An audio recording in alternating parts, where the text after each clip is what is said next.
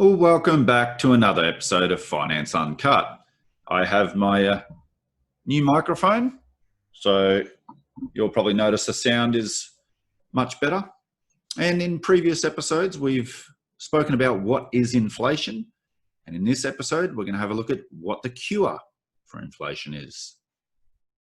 The cure for inflation. Now, we're going to have a look at Henry Hazlitt's book, What You Should Know About Inflation, in a second. But before we get to that, let's have a look at our inflation, or our CPI numbers, not inflation. If you watched our previous video, What is Inflation? You'll know that it's not necessarily the same thing, but or one is a cause, not the same thing. We can see this just came out the other day, our CPI levels for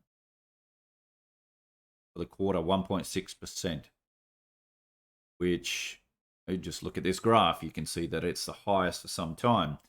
And that so-called deflation that we had in the previous quarter of negative 1.9%, you peel back the layers on that, you will see that it was mostly from a massive fall in oil prices and government policy where they made free childcare.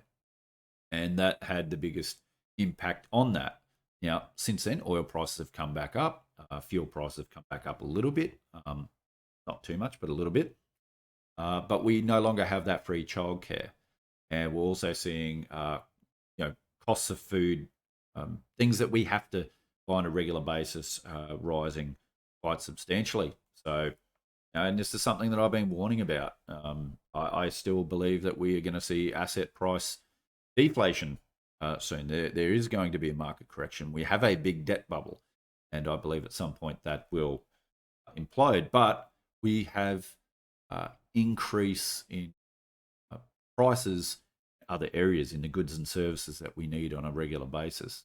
And I've mentioned reasons why that will continue forward. And you can see that it is the highest quarterly jump since the early 2000s inflation. The other interesting thing is Australia's broad money is now growing at 11.5%, which, as you can see over here, is almost vertical, and it is the highest level that it's been since 2009. Now, what is broad money? Let's go straight to Investopedia.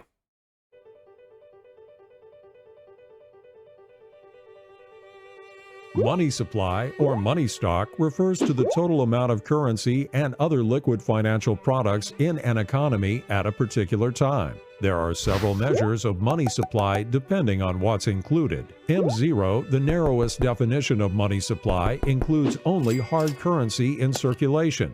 MB includes M0 plus hard currency held in bank reserves, which is not technically in circulation. M1, a common measure of money supply, includes hard currency in circulation. M0 plus checking accounts and certain other checkable deposits. Checking accounts are technically out of circulation, but the owner can retrieve them from the bank upon demand. M2 includes all of M1 plus savings deposits and CDs. Savings deposits and CDs are slightly less liquid than checking accounts, but can still be converted to cash quickly. M3 includes larger deposits, institutional money market funds, and other larger liquid assets. Economists study money supply, and central banks manage the size of the money supply. When an economy is growing too slowly, increasing money supply can stimulate it. If it's growing too quickly, decreasing money supply can slow down the economy and prevent inflation. Central banks control the money supply by raising and lowering their interest rates, which affects the rates charged by private banks. This management of the money supply through interest rates is called monetary policy. And according to the Reserve Bank of Australia, we have very similar definitions of currency supply. We have the M1, which is currency in circulation. M3 is M1 plus all other bank deposits from the private and non-bank sector, plus bank certificate of deposits, less interbank deposits. And broad money, which is what we have just focused on, is the M3 plus borrowings from the private sector by non-bank financial institutions, less the latter's holdings, currency, and bank deposits. Now let's get to the crux of this video. So coming in from the Mises Institute, we have this article, The Cure for Inflation, which is a selection from Henry Hazlitt's book, What You Should Know About Inflation, which was first published in 1960. And as we go through this, you'll see that even though he wrote it in 1960, you could almost think that he was writing it today. So let's have a read. The cure for inflation, like most cures, consists chiefly in removal of the cause. The cause of inflation is the increase of currency and credit. I don't like using that word money because it's not money, currency. The cure is to stop increasing currency and credit. Cure for inflation, in brief, is to stop inflating. It's as simple as that. Although simple in principle, this cure often involves complex and disagreeable decisions on detail. Let us begin with the federal budget. It is next to impossible to avoid inflation with a continuing heavy deficit. That deficit is almost certain to be financed by inflationary means, i.e., by directly or indirectly printing more currency. Huge government expenditures are not in themselves inflationary, provided they are made wholly out of tax receipts or out of borrowing paid for wholly out of real savings. No, that's not. But the difficulties in either of these methods of payment, once expenditures have passed a certain point, are so great that there is almost inevitably a resort to the printing press. Moreover, although huge expenditures wholly met out of huge taxes, not necessarily inflationary, they inevitably reduce and disrupt production and undermine any free enterprise system. The remedy for huge governmental expenditures is therefore not equally huge taxes, but a halt to reckless spending. And I will put a link in this video to a previous video that I've done about can our PM save us? And in there I talk about and I go through history and I use examples throughout history where we've actually taken the medicine. We've done the right thing to to get back to a sound economy. So I'll put a link in the description below. On the monetary side, the Treasury and the Federal Reserve System must stop creating artificially cheap currency, i.e., they must stop arbitrarily holding down interest rates. The Federal Reserve must not return to the former policy of buying at par the government's own bonds. When interest rates are held artificially low, they encourage an increase in borrowing. This leads to an increase in the currency and credit supply. Now, once again, this is exactly what central banks are doing at the moment. They are artificially lowering interest rates by buying these bonds. And we saw what happened in September last year when the repo market spiked to 10%. We know that the free market actually wants higher interest rates, but it's central banks that are artificially keeping interest rates low or even negative in some cases. So we do not have free markets. Let's read on. The process works both ways, for it is necessary to increase the currency and credit supply in order to keep interest rates artificially low. That is why a cheap currency policy, a government bond support policies are simply two ways of describing the same thing. When the Federal Reserve banks bought the government's 2.5% bonds, say at par, they held down the basic long-term interest rate to 2.5%, and they paid for these bonds in effect by printing more currency. This is what is known as monetizing the public debt. Inflation goes on as long as this goes on. The Federal Reserve System, if it is determined to hold inflation and live up to its responsibilities, will abstain from efforts to hold down interest rates and to monetize the public debt. It should return, in fact, to the tradition that the discount rate central bank should normally, and above all in an inflationary period, be a penalty rate, i.e. a rate higher than the member banks themselves get on their loans. Congress should restore the required legal ratio level, reserve ratio of the Federal Reserve banks to the previous level of 35 and 40% instead of the present emergency level 25% put into effect as a war inflation measure in June 1945. Now, right now, central banks around the world have removed the reserve ratio. So there's no reserve ratio at the moment. And, well, Henry Hazlitt is arguing here that we should increase that reserve ratio. Later, I shall discuss other means of preventing an undue increase in the supply of currency and credit. But I should like to state here my conviction that the world will never work itself out of present inflationary era until it returns to the gold standard. The gold standard provided a practically automatic check on internal credit expansion. That is why the bureaucrats abandoned it. In addition to its being a safeguard against inflation, it is the only system that has ever provided the world with an equivalent of an international currency. And that's true. That's because all currencies were pegged to gold. They weren't pegged to the US dollar. They weren't floating between each other, causing all sorts of issues. And it was all currencies were pegged gold. The first question to be asked today is not how we stop inflation, but do we really want to? Well, one of the effects of inflation is to bring about a redistribution of wealth and income. And if you had a look at my other video, and if you haven't, I'll put a link to it as well. What is inflation? In there, we talk about the effects of inflation and the Cantillon effect, and how Keynes himself said that this is a redistribution. We take from the workers, we steal their wages without them even knowing, because they're too dumb to understand inflation. That's his words, not mine. And the Cantillon effect, where those that are closest to the newly created currency benefit. And so it does create wealth inequality. One of the big effects of central planning from central banks is wealth inequality. Inflation affects the poor and the middle class. The elites love inflation. They love inflation because they get that newly printed currency first. And they're the ones with financial assets. And they're the ones that accumulate even more financial assets, which creates even more and more wealth inequality. Anyway, let's read on. In its early stages, until it reaches a point where it grossly distorts and undermines production itself, it benefits some groups at the expense of others. The first groups acquire a vested interest in maintaining inflation. Absolutely they do. Too many of us continue under the delusion that we can beat the game, that we can increase our own incomes faster than our living costs. So there is a great deal of hypocrisy in the outcry against inflation.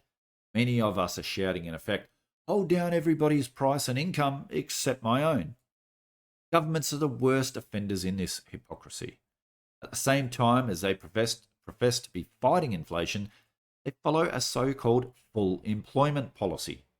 As one advocate of inflation once put it in the London Economist, inflation is 9/10 of any full employment policy.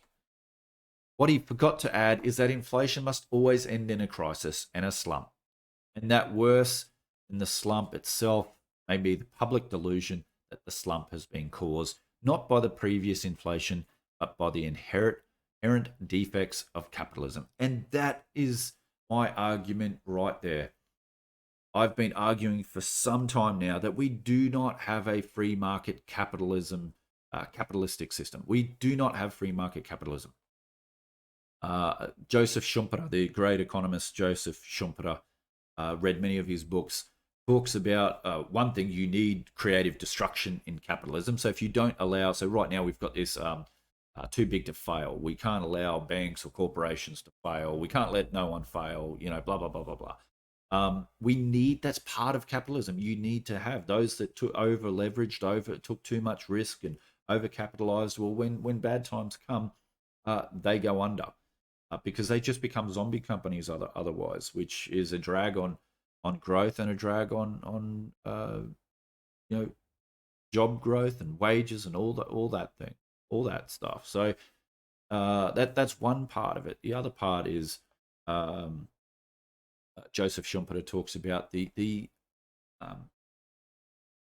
the end of capitalism or the destruction of capitalism is this cronyism, where we move to cronyism or corporatism, he talks about, where basically we have what we have today. There's no free market capitalism. It's all this central planning, governments and central banks just pumping more into the system, keeping everybody up, artificially lowering interest rates, doing all this so that the rich and the elites can do well, and ultimately he says this will lead to socialism, and we can see that. We can see that people are upset. People are upset, and at the state of the economy, at the wealth inequality. That so many people are so wealthy and others are doing it so tough. That wages have not been keeping up with inflation, and so people have become angry. But everyone blames it on capitalism, but it's not capitalism. It's not free markets. We don't have free markets. We've got so much intervention and central planning now. And this is what Joseph Schumpeter warned all those years ago, all those decades ago. And we don't seem to learn from history. I don't know if people read books anymore.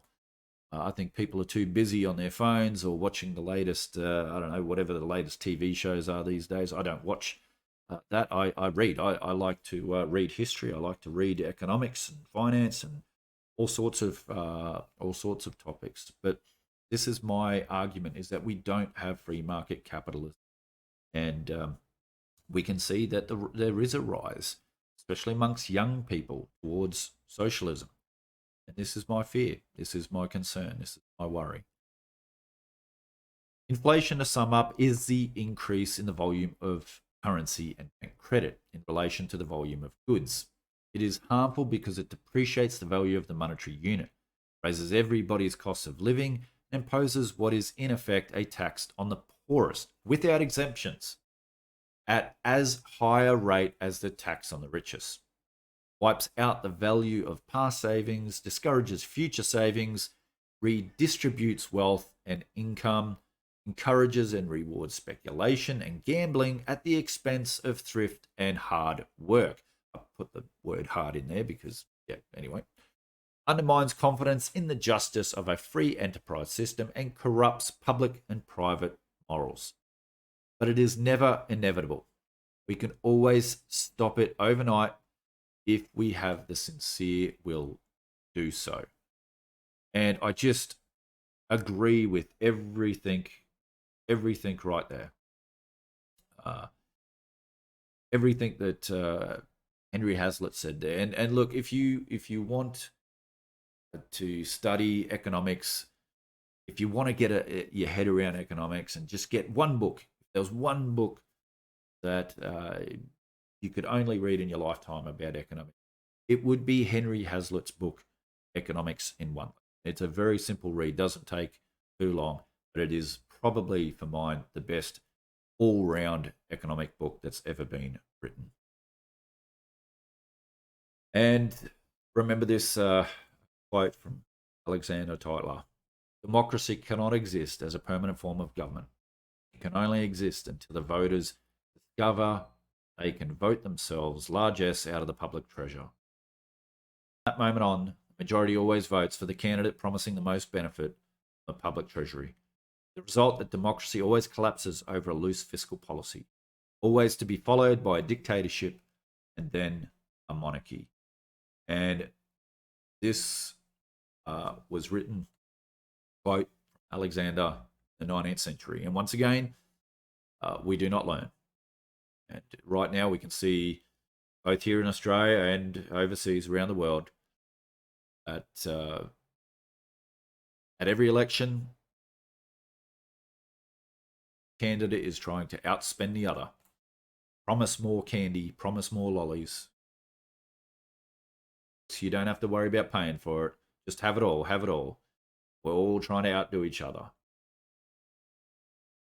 Warning that democracy itself will collapse over loose fiscal policy, because we can just print the stuff, central banks via the Treasury, issuing bonds. And it always is followed by dictatorship. I don't know about you, but I'm definitely concerned about where the world is heading, where we're at right now. I believe there's a big system change coming just around the corner. Just around the corner. I think the process has already begun. Whether you look at the World Economic Forum, the IMF says that we need to have a Bretton Woods 2.0. You actually have a look at all that. It's actually pretty scary what they're actually pushing and promoting. Basically a form of socialism. Yeah, so hopefully, if we can all just get this message out to people, if more and more people become educated, actually realize that it's central banks and governments that are the problem. We don't need more central planning. We don't need more top down. We need bottoms up. We need more free market. We need governments and central banks getting out of the way, stop intervening, allow constructive collapses within capitalism, constructive this destruction, so that the economy can grow. Anyway, love to hear your thoughts in the comments below. Don't forget to like, subscribe, and share this channel. The more people we can get this message out to, the better. So thanks for joining me on this episode. I'll see you again on the next episode, Finance Uncut.